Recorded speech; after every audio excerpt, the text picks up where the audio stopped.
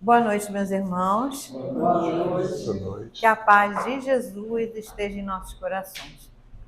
Estamos mais uma vez reunidos para estudarmos o Evangelho de Jesus, né? E vamos, como a gente gosta sempre, né, de fazer aquela homenagem ao nosso mentor, Germano, vamos cantar a sua música, né, que foi feita pelo Ricardo, que hoje não pôde vir, né, mas está aí a gravação para a gente acompanhar. Vamos lá.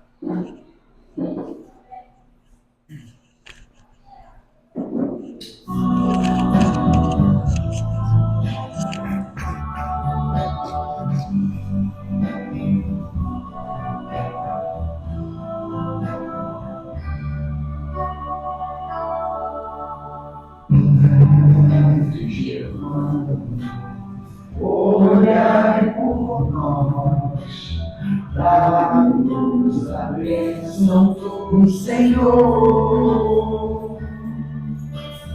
Padre Germano, olhai por nós, mostre-nos o caminho do amor. Espírito simples, mas superior,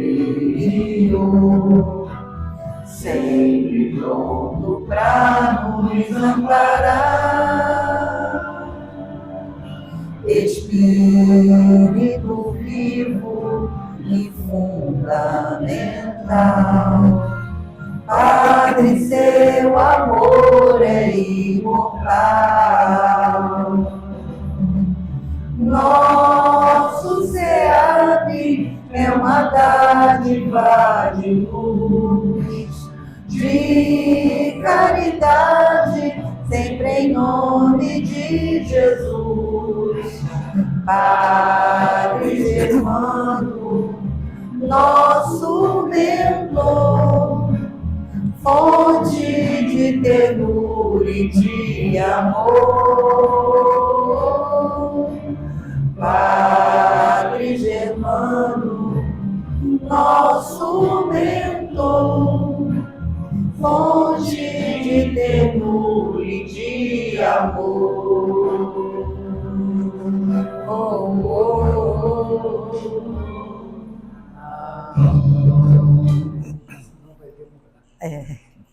Obrigada.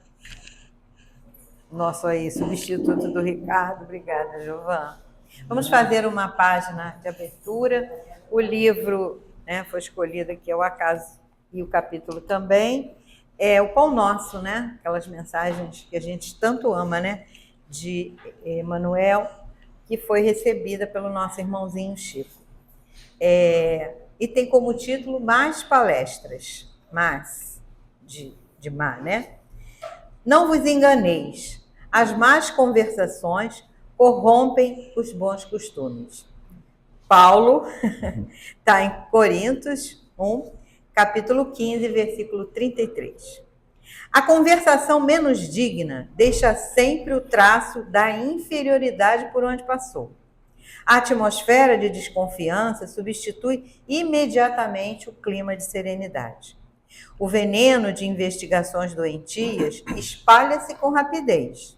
Depois da conversação indigna, há sempre menos sinceridade e menor expressão de força fraterna. Em seu berço ignominioso, nascem os fantasmas da calúnia, que escorregam por entre criaturas santamente intencionadas, tentando a destruição de lares honestos. Surgem as preocupações inferiores que espiam de longe, enegrecendo atitudes respeitáveis. Emerge a curiosidade criminosa que comparece onde não é chamada, emitindo opiniões desabridas, induzindo os que a ouvem à mentira e à demência. A má conversação corrompe os pensamentos mais dignos. As palavras proveitosas sofrem-lhe em todos os lugares a perseguição implacável e imprescindível se torna manter-se o homem em guarda contra seu assédio insistente e destruidor. Quando o coração se entregou a Jesus, é muito fácil controlar os assuntos e eliminar as palavras aviltantes.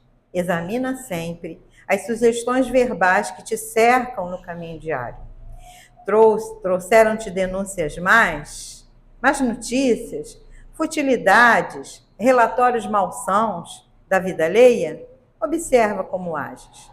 Em todas as ocasiões, há recurso para retificares amorosamente, porquanto podes renovar todo esse material em Jesus Cristo.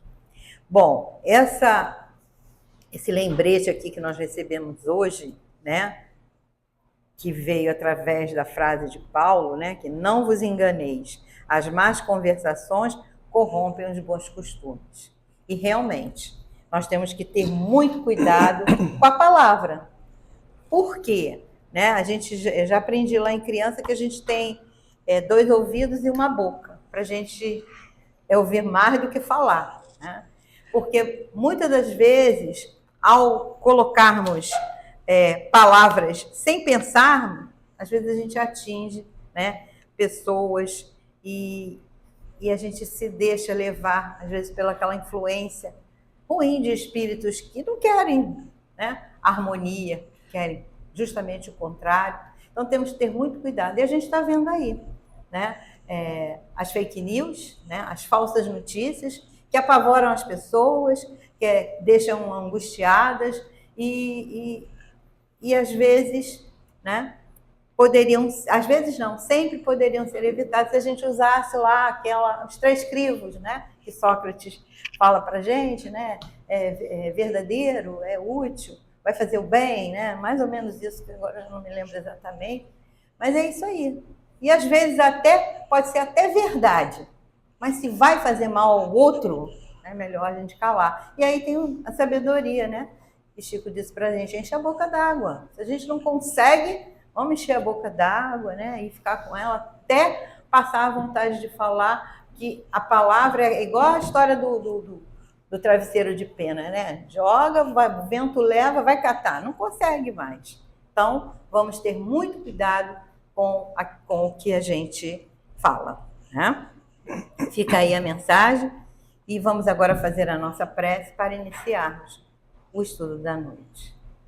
Elevemos o nosso pensamento ao alto, pedindo a Deus, nosso Pai Criador, a Jesus, nosso Mestre querido, a Germano, mentor espiritual desta casa, e toda a sua falange de trabalhadores que estejam aqui neste momento, nos envolvendo amorosamente, nos auxiliando nas nossas necessidades, nos aconselhando, nos cuidando, nos tratando, né? Viemos aqui em busca de alguma coisa essa noite, que possamos receber tudo aquilo que viemos buscar, o estudo, a água fluidificada, o passe restaurador, né? E com certeza, todos nós, ao entrarmos por aquele portão, já começamos a receber tudo aquilo que a gente necessita. Às vezes não é o que a gente quer, mas o que a gente necessita. Vamos estender nessa prece também todos aqueles a quem a gente ama, os nossos familiares que às vezes não nos acompanham, né, na nossa doutrina. Vamos lembrar também de todos os irmãozinhos cujos nomes foram colocados ali na caixinha, irmãozinhos encarnados, irmãozinhos desencarnados. Vamos pedir, né, à equipe responsável pela fluidificação das águas, né, que faça o seu trabalho, colocando ali o remédio necessário para a continuidade dos tratamentos dos irmãos que a trouxeram. Pedimos também, Germano querido, pelo nosso querido irmão Rubens, né, que fará uso da palavra, que ele seja envolvido pela atmosfera desta casa, pelos seus mentores, para que ele nos traga aquilo que precisamos ouvir nessa noite. E assim, então, agradecidos, né, porque sabemos que esta noite é uma noite de paz e de luz, pedimos a permissão para dar início a ela. Que assim seja, graças a Deus. Bom, o nosso irmãozinho Rubens de Almeida, não é isso? Sim. Está até ali, Almeida. Ele está vindo à nossa casa pela primeira vez. Querido irmão, seja bem-vindo, né? A casa é sua, fique à vontade. Obrigado, querida. Até umas 10 para as 9, se você precisar mais um pouquinho, tá bom? Vamos tentar ser.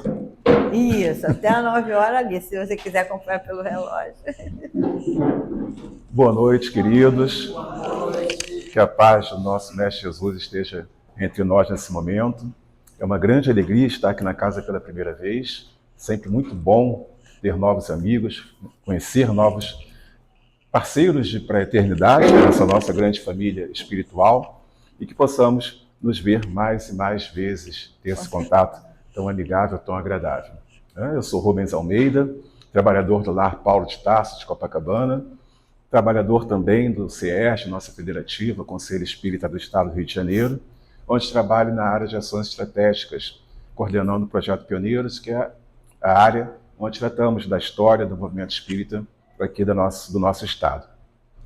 Aí convido a vocês a conhecer nossos programas, nossos trabalhos de cursos que nós temos, palestras, também interessante o trabalho para conhecer o movimento espírita do nosso estado, como nós estávamos conversando antes, tão importante entendermos, conhecermos, né, de onde viemos, o sacrifício que nossos amigos pioneiros fizeram para que nós podemos agora, nesse momento, século XXI, já estar nessa forma confortável, segura, principalmente, levando a doutrina e levando o Evangelho do Cristo cada vez mais longe, que é a nossa obrigação. Né? Então, agradeço muito o convite. Também muito contente de estar num dia tão especial para os nossos amigos, nossos irmãos católicos, um dia tão importante, dia de Corpus Christi, e que tem muito da nossa doutrina dentro, inserido nessa história toda, não é do nosso mote contar essa história hoje, mas tem muito de mediunidade, tem muito de conexão com o mundo espiritual, que fez com que essa data, com esse evento, seja comemorado até os dias de hoje. E interessante que quando você estava fazendo a leitura, eu estava exatamente lembrando de Sócrates. Essas coisas importantíssimas, né? Quando alguém vier falar alguma coisa, para. É verdade? Já começa pela verdade. É verdade? E lembrarmos do nosso mestre, né? Quando ele pergunta a Pôncio Pilatos, aliás, quando Pôncio Pilatos pergunta a Jesus o que é verdade, né? O que Jesus responde? Exatamente isso, silêncio. Silêncio, porque a verdade nos libertará a partir do momento que nós estivermos preparados para conhecer a verdade. Nós não podemos, por mais que nós tenhamos cuidado, né, nesse sentido, dessas verdades nossas, atuais, ainda falta um pouquinho para nós conhecermos a verdade que o Cristo nos deixou. Né? E quando pensando nessa página tão importante, dessa mensagem, desse aviso do nosso irmão Paulo de Tarso, justamente pensando nisso, porque quando sai da boca essa potência que é a palavra, né? É uma coisa muito importante. Leon Denis fala muito sobre isso, né? A potência, não só Leon Denis, mas outros irmãos que fizeram esse trabalho de pesquisar e pela mediunidade, a palavra tem muita força, né? Mas voltando a Jesus, quando ele diz, né, que que sai da nossa boca é do que está cheio o nosso coração. E aí, às vezes falamos, e logo depois que falamos, vem o quê? Arrependimento. Início da nossa conversa de hoje, do nosso trabalho, para nós estudarmos arrependimento e expiação. Lá no Livro dos Espíritos, bem lá no finalzinho, no livro 4, das questões das esperanças e consolações futuras, no capítulo 2, nós vamos encontrar penas e gozos futuros. Tá? E é muito importante, é bem no finalzinho, a partir da pergunta 990, mais ou menos, e lá no item 6 vai estar especificamente Kardec comentando e conversando com os espíritos sobre a questão da expiação e do arrependimento. Né? Lá eles colocam a expiação na frente do arrependimento. Mas é muito interessante que nas perguntas que Kardec vai fazendo, é um bate-papo mesmo nesse momento com os espíritos, ele vai nos trazendo essa questão de entender arrependimento e expiação. Primeira coisa que é muito importante nós termos em nossa mente, essa divisão dessas duas condições. O arrependimento é do espírito, a expiação é do corpo. Nós nos arrependemos e eles vão nos colocar, que normalmente a ideia do arrependimento vem principalmente na erradicidade, quando nós deixamos o mundo material, quando nós deixamos esse corpo grosseiro, onde toda a nossa história vem à nossa mente de forma tão clara, encarnações passadas vêm à nossa mente de forma clara, conforme a nossa condição, o nosso merecimento, nós vamos perceber que vai acontecer o arrependimento por diversas questões, né? E provavelmente o primeiro grande arrependimento vai ser do mau uso da nossa encarnação. Os Espíritos várias vezes nos colocam em mensagens que dos vários motivos do arrependimento na erraticidade é justamente a forma que não usamos, a boa forma de não usarmos essa grande oportunidade que é a encarnação, né? E essa situação do arrependimento do espírito, né, vem a expiação no corpo. E aí nós vamos ter, né, esse desejo, essa vontade de uma nova encarnação para que nós possamos continuar esse trabalho de depuração, o trabalho de purificação do nosso espírito, né? Esse processo contínuo, né, quando nós vemos lá no Livro dos Espíritos a imagem da baga, das uvas, né, que aí lá no Prolegômenos, os Espíritos vão falar que é como um processo mesmo, é como se estivéssemos fazendo um vinho mesmo, depuração, destilação, e aquilo vai purificando, até estarmos absolutamente leves, puros, para avançarmos a nossa escala espiritual. E a consequência disso é voltar, e esse desejo muito forte, ele vai acontecer por quê? Os Espíritos vão dizer para Kardec, nesse colóquio que eles têm nesse momento, que, principalmente na erraticidade, nós reconhecemos as dificuldades. E esse reconhecimento nos faz sofrer, nos faz nos angustiar. Porque imagine se quando nós fazemos alguma coisa, como em casa, no nosso trabalho, no nosso centro, por exemplo, e depois nós percebemos, poxa, eu fiz errado, eu poderia ter feito melhor, eu deveria ter feito melhor, eu perdi a oportunidade de fazer melhor. E isso fica muito claro, e esse sentimento vai ser muito forte. E eles vão dizer do mal que nós causamos. E aí, de forma voluntária e também involuntária. E quando nós pensamos na questão do mal que nós fazemos, aí vamos lembrar de Agostinho na pergunta 919, quando ele vai fazer aquelas perguntas, né, se fizemos o bem, no final do dia, para nós termos a ideia se fomos corretos, fazer várias perguntas. Se fizemos o bem, se agimos bem com o outro, se não perdemos a oportunidade de fazer o bem, até que ele chega lá na última, que é terrível, né, complicada para a nossa vida, quando ele vai perguntar, quando ele vai nos dizer, né, pergunte a você mesmo, se você, neste momento, desencarnar, vai chegar lá no mundo dos espíritos e vai poder olhar todos de frente, né, sem se envergonhar.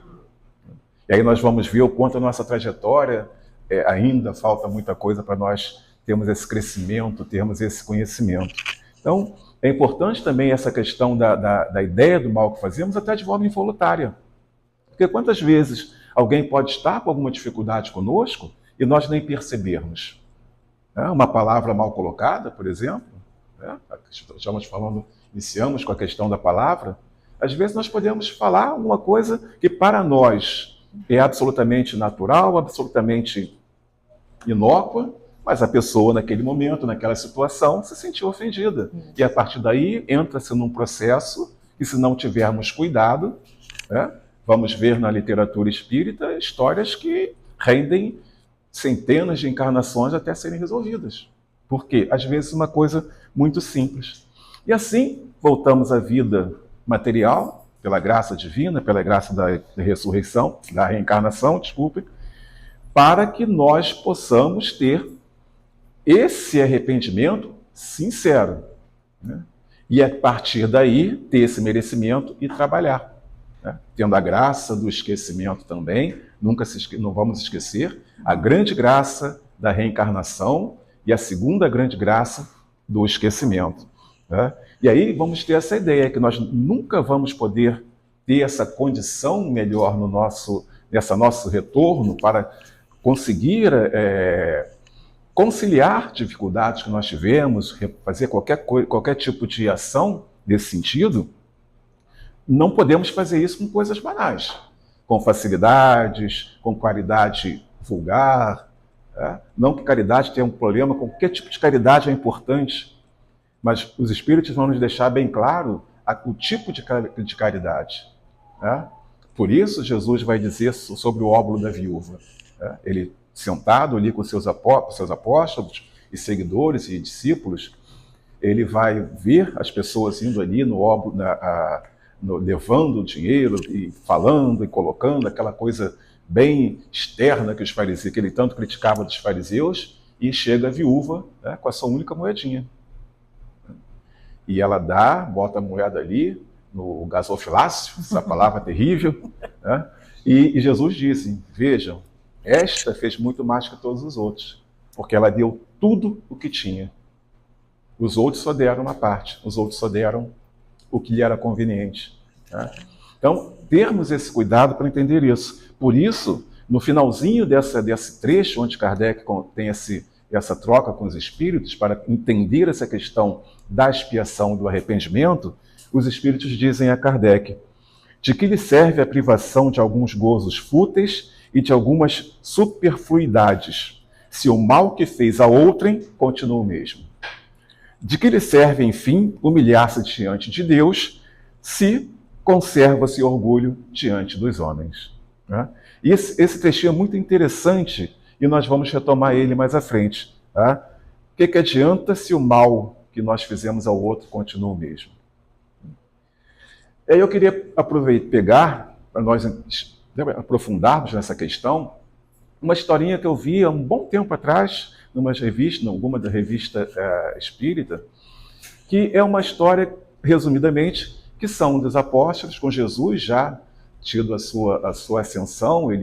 A ideia é que esse apóstolo vai estar conversando com Jesus, e ele vai falar dos imperadores que fazem isso, dos reis que fizeram alguma maldade e assim por diante.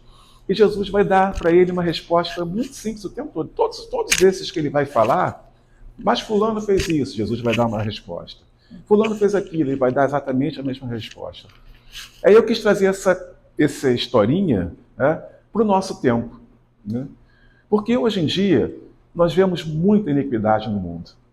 Hoje em dia nós abrimos um jornal, abrimos um site de notícias, um aplicativo, uma rede social qualquer, e nós vamos ver coisas absurdas por vezes. E aí nós pensamos, meu Deus, aí vamos pensar que nós somos esse apóstolo, esse discípulo que pode perguntar a Jesus: mestre, por que tanta iniquidade? Por que esses homens que fazem tanta iniquidade continuam nessa condição, continuam fortes, poderosos, ricos? E Jesus daria a resposta que ele deu para esse apóstolo, para esse discípulo: não se preocupem, eles viverão. Eles vão ter vida. E por que Jesus respondia isso o tempo todo para cada um deles que ele falava? Jesus só dizia isso: não se preocupe, porque eles viverão. Por quê? E Jesus vai continuar, nessa nossa hipotética conversa, dizendo: porque todos aqueles que ferem alguém, de alguma forma vai ser ferido posteriormente. Principalmente porque eles ferem a lei natural. A cada iniquidade dessa que nós vemos é um ataque, uma ferida à lei natural. A lei que Jesus veio nos trazer, nos esclarecer, a lei que o Consolador prometido, que a doutrina espírita veio avançar, todos eles vão ser feridos, porque essa lei é inexorável, ela é perfeita. E todos que praticam o mal, continuaria o mestre, em algum momento vão sentir o remorso.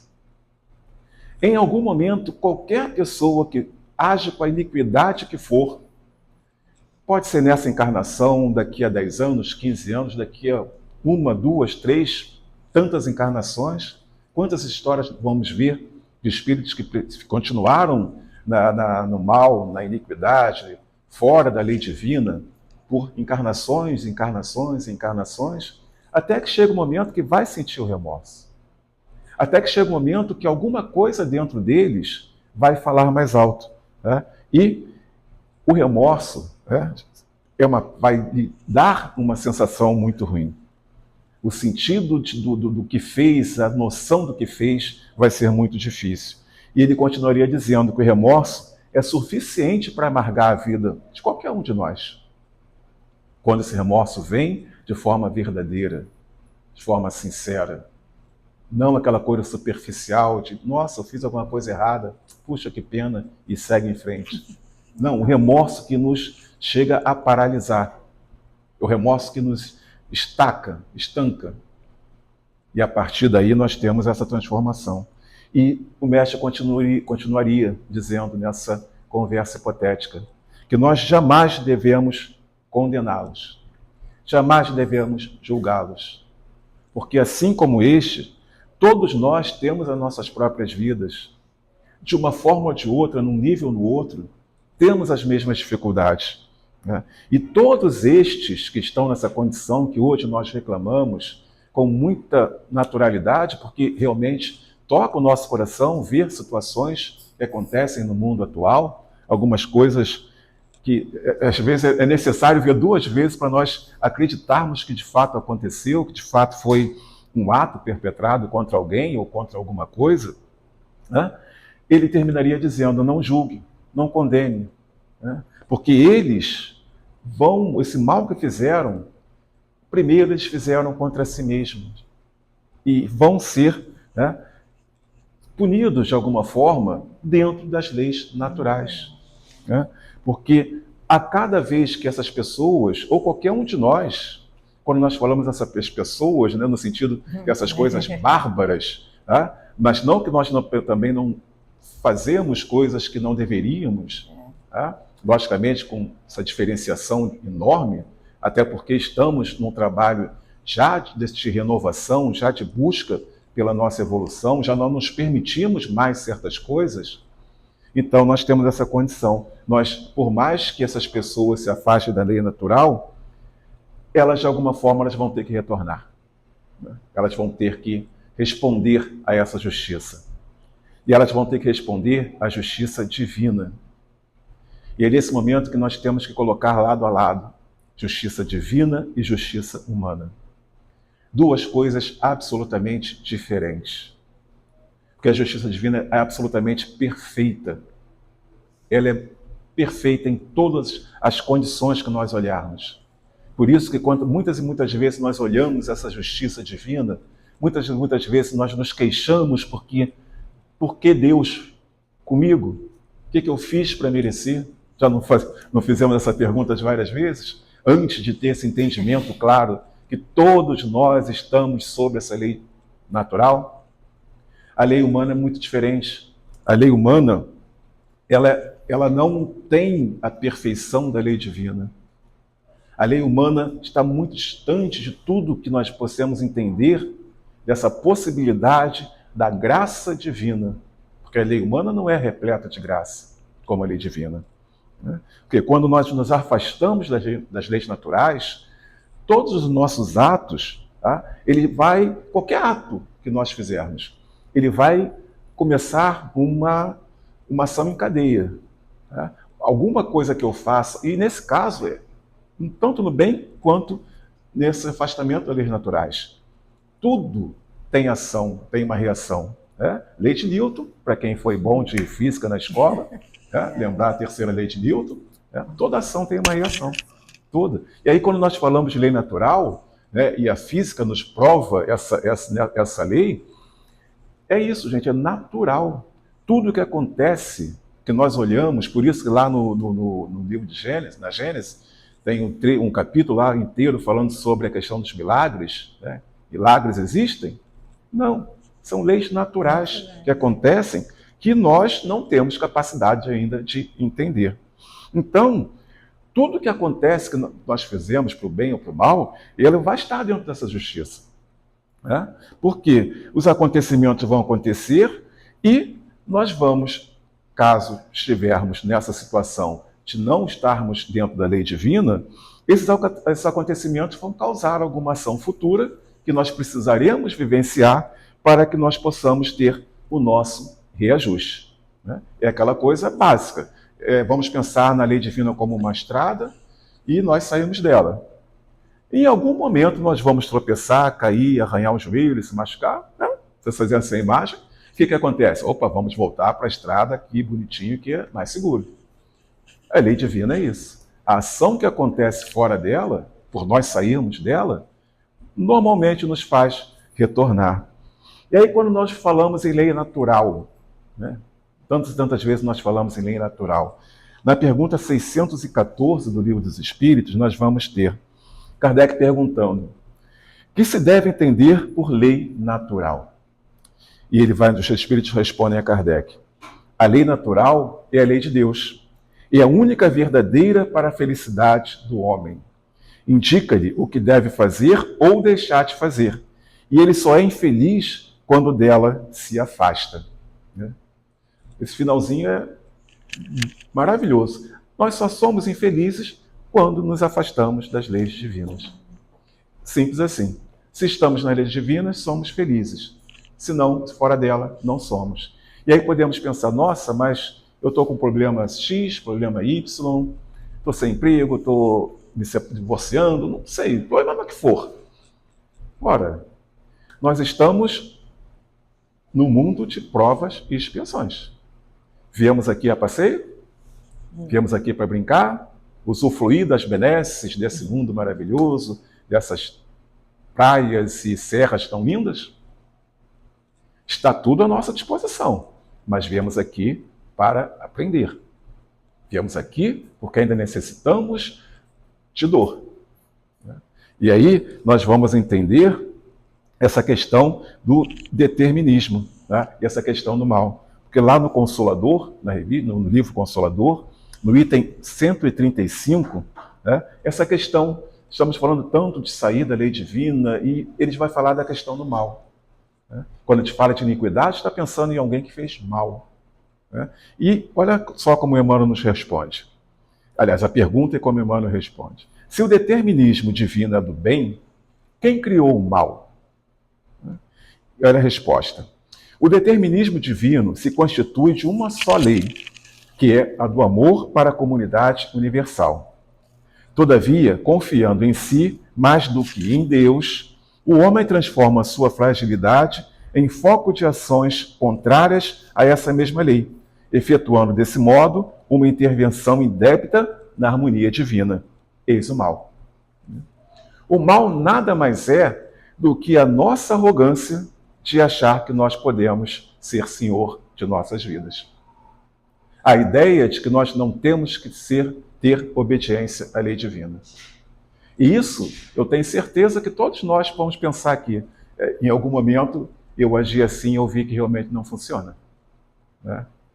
De nós acharmos que nós podemos resolver os nossos problemas fora da lei divina. Por quê? Na nossa arrogância, na nossa forma de achar que somos pessoas inteligentes, que estamos com a tecnologia do século XXI avançadíssima, isso ou aquilo, esquecemos às vezes das coisas mais simples. Esquecemos às vezes, como ele coloca aqui, que a lei é de amor. Qual o mandamento? Amar a Deus sobre todas as coisas e ao próximo como a si mesmo. Imaginem se esse mandamento fosse respeitado por todas as pessoas na face da Terra. Qual o problema que nós teríamos? Nenhum. Exatamente, nenhum. Porque se eu respeito a mim mesmo, ou se eu amo a mim mesmo, amo e respeito ao próximo, amo e obedeço a Deus, qualquer dificuldade que eu tiver, eu vou ter paciência, obediência e resignação. Acho que é capítulo 6 do Evangelho segundo o Espiritismo, o item 9, acho que é o 6 ou 5. Item 9, paciência, item 10, obediência e resignação. E todos que aqui estão, nesse momento, se me verem numa dificuldade, vão me dar a mão. Porque nós nos amamos. O que Jesus disse para os seus apóstolos? Serão conhecidos por muito se amarem. E se esse amor fosse praticado da forma que o Cristo ensinou, e é interessantíssimo, abrindo parênteses, porque Jesus vai dizer o seguinte, lá no Sermão do Monte, Tá? Primeiro discurso, primeiro momento do seu ministério. Tá? Amai-vos uns aos outros. Ame, tá? Um ao outro. Tá? Aí ele vai passar o Sermão do Monte, vai passar 3 anos mostrando que tudo que ele falou é possível, né? Que às vezes nós vemos, nossa, ser como Jesus é tão difícil. Ele não falou que nós podemos fazer o que ele fez? Então ele diz, né? Amem uns aos outros. Tá. 3 anos depois, no Sermão do Cenáculo, na última vez que ele vai conversar com seus apóstolos, Jesus vai dizer, amem como eu vos amei. A régua subiu, né? O nível subiu bastante. Mas ele ensinou. Ele ensinou a teoria e mostrou a prática. Por isso, eu brinco com os alunos nas turmas, nas palestras, nos trabalhos, sempre que tem essa coisa, nossa, mas é difícil. Não. Difícil é não seguir Jesus. Difícil é estar fora dessa lei de amor. Porque aí nós vamos ser infelizes. Seguindo Jesus, nós vamos ser sempre felizes. E quando nós falamos de arrependimento e expiação, né, é importante nós pensarmos que são mecanismos. Né? E desse grande mecanismo da lei natural, da lei divina, desse processo, dessa engenharia tão perfeita, né, uma delas é a lei de causa e efeito. Como nós falamos antes, qualquer coisa que eu fizer aqui vai ter um efeito. Qualquer coisa. Aquela coisa mais simples que você fez no seu dia de hoje, né, um feriado, está em casa tranquilo, qualquer coisa, qualquer ato, qualquer palavra, ela vai ter uma reação futura. Para o bem e para o mal? O que nós empregamos nesse ato, nessa palavra? Lembre-se, pensamento é matéria. Pensamento tem um poder enorme. Qual a intenção que estamos impregnando o nosso pensamento? Vai ter uma ação. E esse mecanismo, essa engrenagem da lei natural, ela é absolutamente perfeita, por quê? Ela vai reger todos os nossos destinos. Nenhum de nós está livre da lei de causa e efeito. E a lei de causa e efeito é só uma das tantas leis divinas. Só que essa, ela bate firme no nosso coração, na nossa mente. Porque é um fato. Tudo que nós fazemos vai ter uma consequência. Tá? E esse é inevitável, é um organismo, e essa lei tem muitas facetas. Por quê? Como eu falei antes, às vezes um espírito está ali recrudescido no mal, na iniquidade, e ele vai demorar encarnações para se recuperar. Muitas vezes nós temos a ideia de que, eu fiz uma coisa aqui nessa encarnação e na outra eu vou... Não, gente. Vamos imaginar o seguinte, básico. Tá? Nós chegamos nessa encarnação com 2 continhas, né? 2 dificuldades ali que nós temos que resolver. Aí nossa vida, esquecimento e tal, o tempo passa. Não existe uma grande probabilidade de nós arrumarmos mais alguma coisinha nessa encarnação? Né? De repente a gente consegue até arrumar as 2 ali que nós tivemos a intenção maior, mas veja a nossa vida nesse mundo em que a influência dos espíritos que estão em situações abaixo de nós é muito forte. Né? Quando os espíritos nos falam das esferas espirituais, né, eles vão nos deixar claro que os nossos irmãos que estão nas zonas cavitárias, como fala André Luiz, é aqui. Bateu o pé, já estão escutando lá embaixo. E eles estão sempre nos influenciando pelos nossos vícios, pelas nossas más tendências. Sintonia. Né? Isso aí é simples, é só pegar lá, quando a gente vê esferas espirituais, a gente vai ver de quem a gente está perto e de quem a gente está um pouquinho mais distante. Então, sempre vai acontecer isso. E nós vamos compreender, a partir desse entendimento, todas as nossas dores e aflições.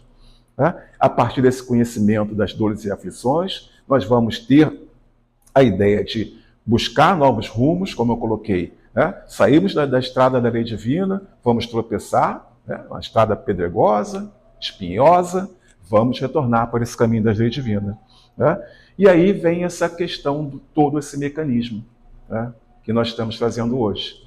Arrependimento, né? Nós percebermos, nosso espírito sentir que temos alguma dificuldade pelo que fizemos, pelo ato que perpetramos anteriormente, vem a vontade de expiar pelo corpo, ter essa oportunidade de retornar ao mundo da matéria para ter a expiação, e aí vem a terceira coisa, né, que eu não coloquei no título, mas que ela faz parte desse ciclo, que é a reparação. O que eu falei com relação à lei divina? Ela é a justiça divina, ela é perfeita, porque nós nos arrependemos, expiamos e reparamos. Lembre-se que anteriormente, quando eu falei que se nós temos que apagar o mal que fizemos, nós só conseguimos isso a partir da reparação. Vejam o que está no livro Céu e Inferno, capítulo 7, Código Penal da Vida Futura. Tá? São 33 artigos, é uma beleza. Beleza. Jandelar, capítulo 7, na parte primeira, Céu e Inferno, são itens mesmo, como um artigo. Né? É simplesinho, só seguir aquilo, está uma beleza na nossa vida. Mas eu peguei só o item 16, né, que vai dizer o seguinte: o arrependimento é o primeiro passo para o melhoramento, mas ele apenas não basta, sendo necessária ainda a expiação e a reparação.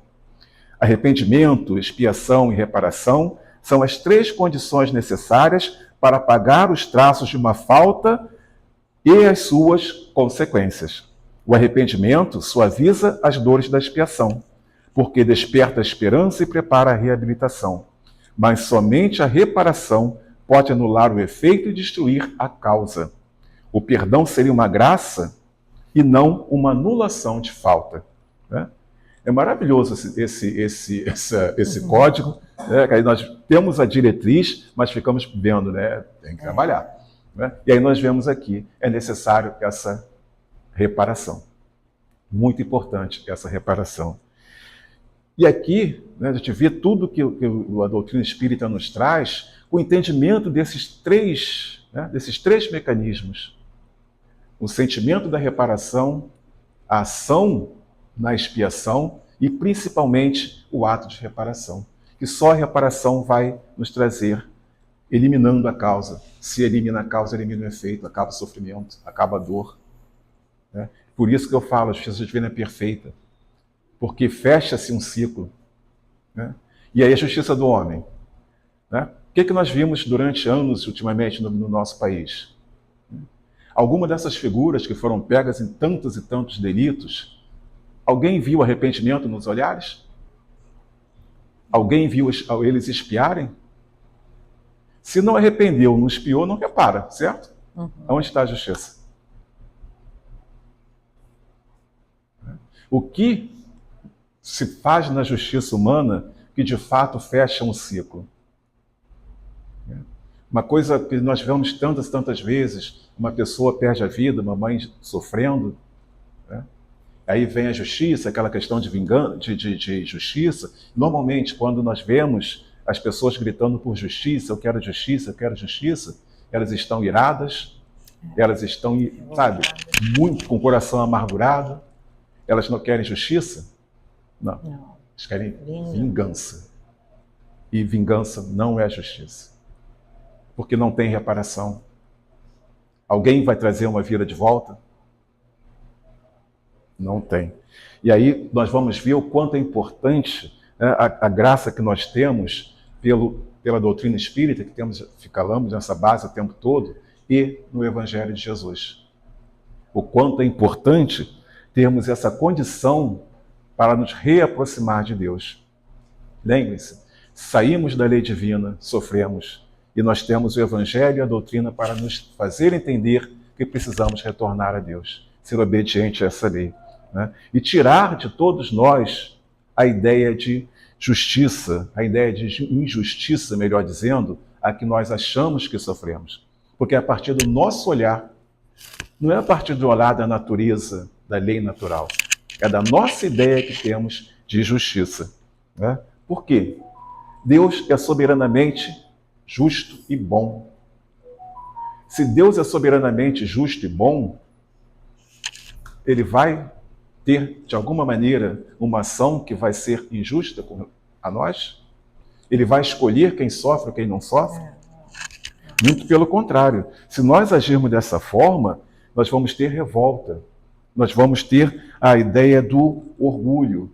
E isso não nos traz renovação. Isso, muito pelo contrário, atravanca o nosso progresso.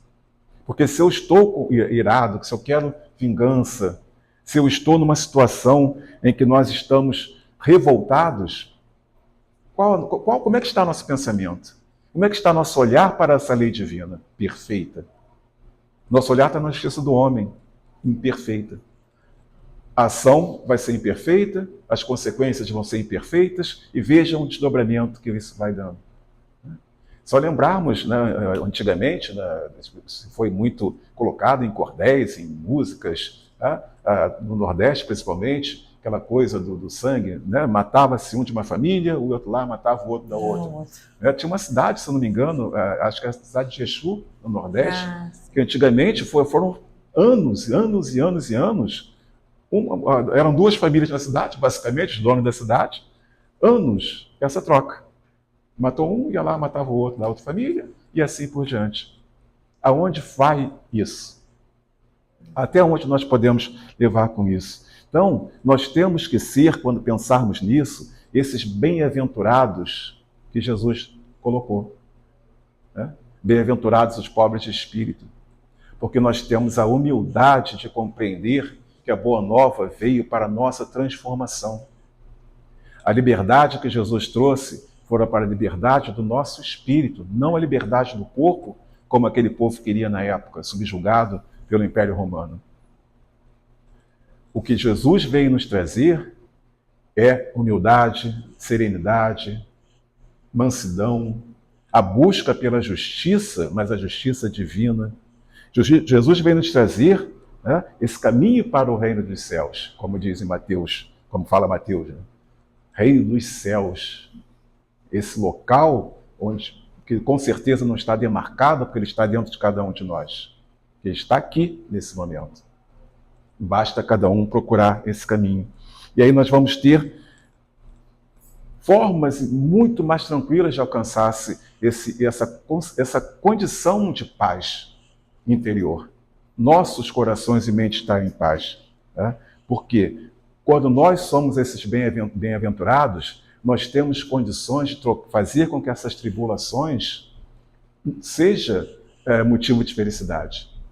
Essas dificuldades da vida, como Jesus disse, no mundo haverá tribulações, mas não se desanimem, porque eu venci o mundo. E se ele venceu, nós podemos vencer também. Então, se estivermos nessa condição, qualquer situação que nós imaginarmos, qualquer dor, até porque a dor é esse nivelador. Né? Por quê? Lá no Evangelho segundo o Espiritismo, capítulo 9, tá?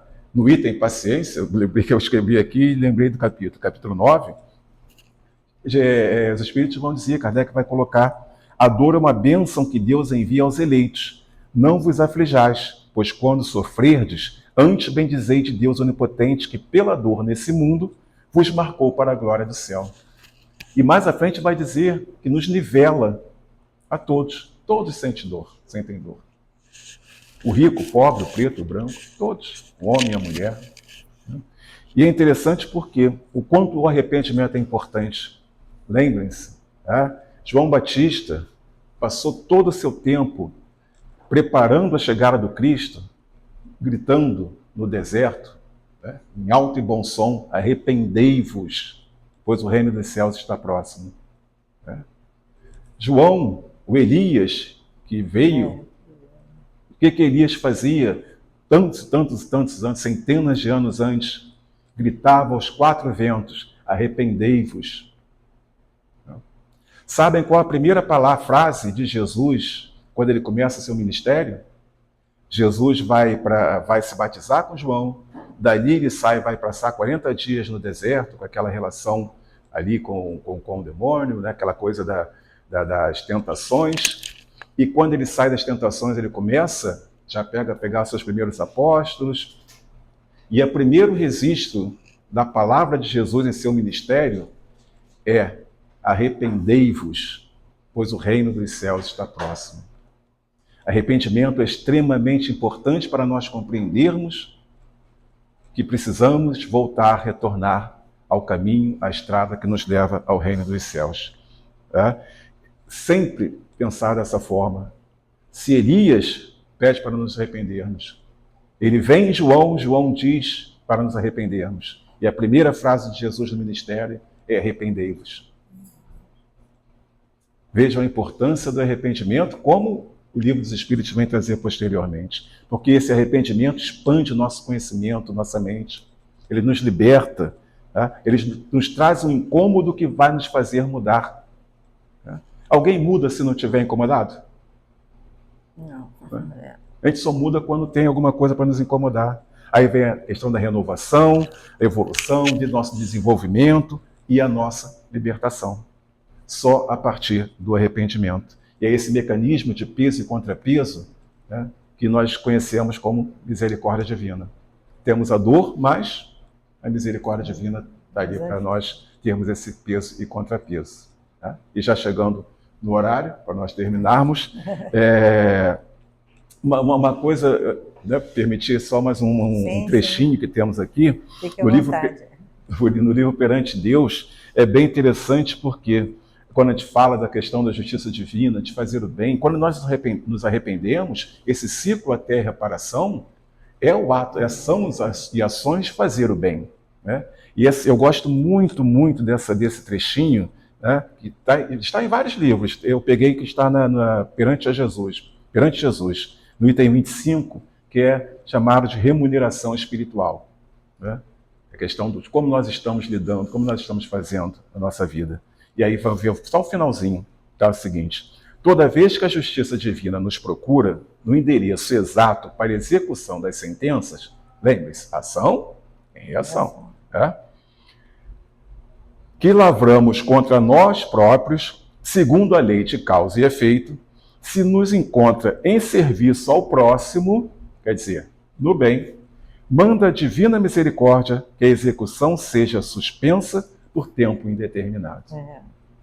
Então, nós somos devedores, certo? Sim. Sabemos que a justiça divina vai chegar, certo? Qual o antídoto? Fazer o bem. Estar sempre trabalhando pelo próximo. E essa ideia de fazer o bem, ela é extremamente importante, porque o bem, em qualquer situação, é perfeito. Historinha, agora é para terminar. Uma historinha muito interessante. Uma pessoa ia a um julgamento, ia ser julgado por alguma coisa. E ele vai buscar amigos para auxiliá-lo. Aí ele vai procurar o primeiro amigo. O primeiro amigo vai dizer para ele: olha, eu não posso ir contigo, mas eu vou te dar um terno bonito para você chegar lá na frente do juiz bem apresentado. Tá bem. Vai. Aí ele procura o segundo amigo. Pegou o terninho, procura um segundo amigo. O segundo amigo vai dizer: olha, tudo bem, mas eu só vou contigo até a porta. Não tá para mim ir lá, você tem que resolver, eu só vou até a porta. E tudo bem. Aí ele foi procurar o terceiro amigo. E o terceiro amigo vai dizer para ele o seguinte: eu vou com você. Eu vou com você, vou entrar com você, vou sentar do seu lado e na hora que permitirem, eu vou falar muito bem de você. Eu vou falar por você. E esse homem foi para o julgamento, e aí segue-se essa história. Quem é esse primeiro amigo? Esse primeiro amigo é os bens materiais. Eles podem nos vestir muito bem, mas até onde isso tem alguma coisa que nos vai transformar? O segundo, e vamos ver o seguinte: esse julgamento é quando nós partimos dessa para o mundo espiritual. O segundo amigo que ele vai procurar é a nossa família, que vai estar nos encaminhando, mas chegou ali, só nós mesmos que podemos ir. E o terceiro amigo, quem é? O bem que nós fizemos. Porque o bem que nós fizemos vai ser o nosso advogado, vai se levantar por nós e quando chegar no nosso momento de juízo, ele vai nos libertar. Que a graça do nosso Senhor Jesus esteja sempre conosco. Obrigado pela atenção. Nós é que agradecemos, meu irmão. Ninguém pode dizer que não sabia, né? Muito obrigada. E para os nossos irmãos internautas, né? Fica aí a mensagem da noite. Que Jesus abençoe o lar de cada um.